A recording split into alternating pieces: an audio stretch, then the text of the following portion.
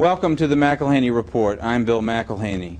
Each show we cover a crucial issue of the day, but always from a viewpoint or perspective rarely, if ever, aired by the mass media. We hope you'll find it interesting.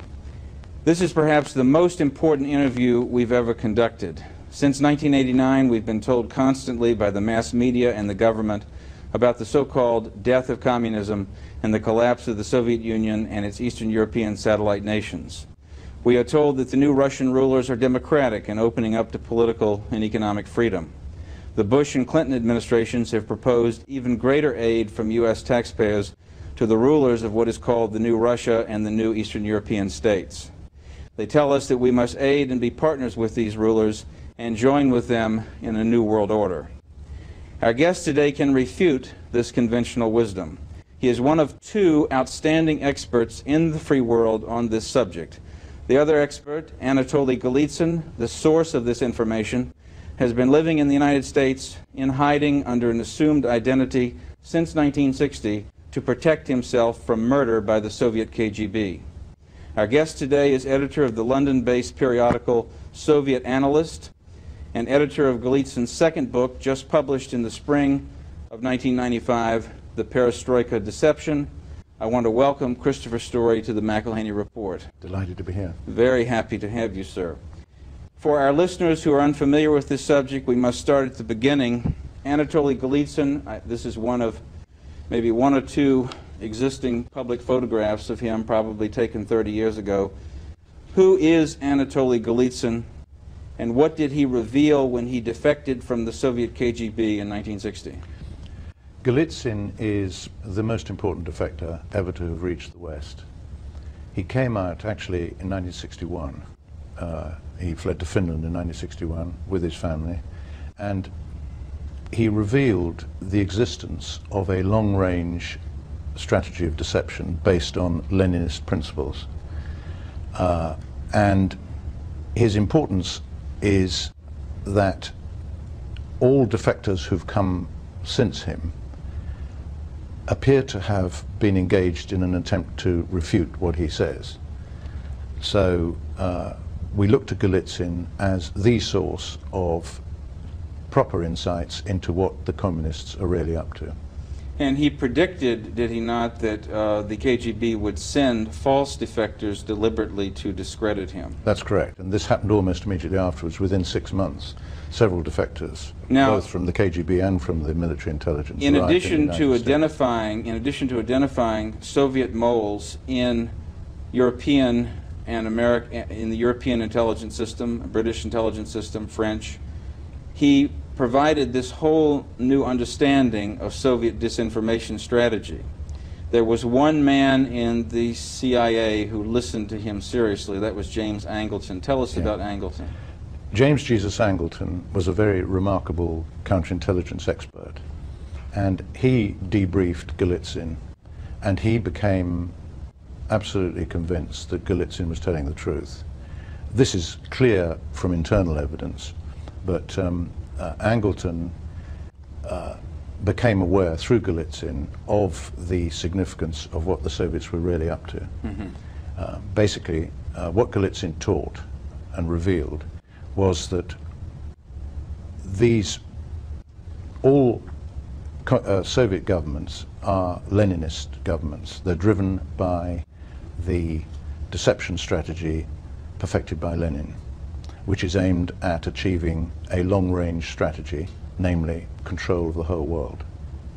And part of this strategy, as really put into a codified plan by 1959, dealt with creating the impression that liberalization or destabilization, decentralization was occurring in the communist states as a way of lulling the West into putting down its defenses. Yeah.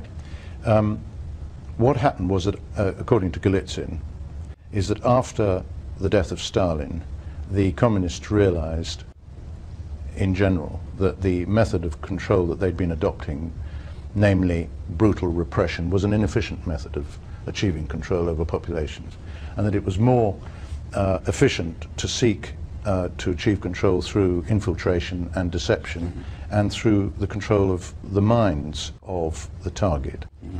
And so the party instructed Alexander Shelepin, who was the head of the KGB, in 1958 to develop a plan for the use of the total resources of the revolution.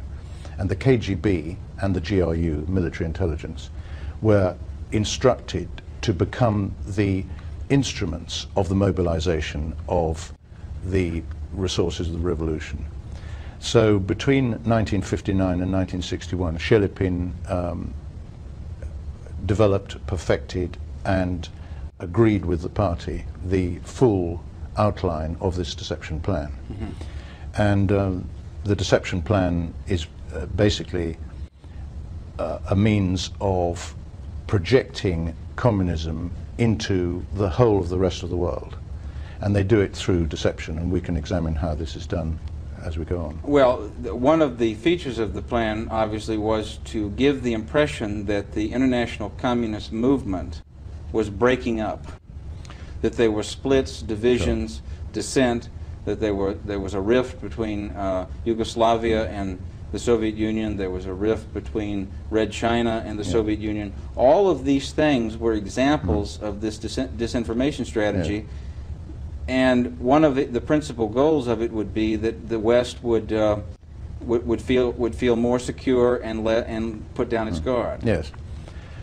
Lenin's methodology involves the use of the dialectic. Now, the Western mind, which is a civilized, developed mind, does not understand dialectical deception, which is basically a Mongol concept. And the fake Russia-China split is a good example. By creating the false impression that there was a split, which incidentally they've continued ever since, because now we have communist China and supposedly non-communist Russia, so the illusion of the split continues. That's right. The West was lulled into believing that if it supported China, it would be taking precautionary action against Russia. Yes. In fact, what's happening, and is continuing, they are both working together, Yes. and their intentions ultimately are hostile. They are aggressively oriented towards the West. Yes, and another consequence of staging, deliberately staging, phony encouragement of, or setting up, let's say, setting up phony, the KGB setting up phony dissident movements within communist countries, and supposedly, or in a theatrical way, presenting what appears to be liberalization or some lessening of tight control. That also has the effect of lulling the underground, the genuine underground opposition to communism in these countries out in the open, giving them the false hope that they can speak out, and then further identifying them and destroying them. Well, this goes back actually to Tsarist days. In fact, the Tsarist secret police were adept at this. But Stalin's henchman, the founder of the Cheka, Dzerzhinsky, was particularly skilled at using what we call false opposition. And in fact, this was the main thrust of Lenin's strategy in the 1920s. When Lenin launched into the West what is known as the Trust, he allowed the emigration of a large number of émigrés, and in their number were many controlled communist members of the Cheka. And he introduced this false controlled opposition to Western intelligence. And as a result, the perception of by Western intelligence of what was really happening was distorted.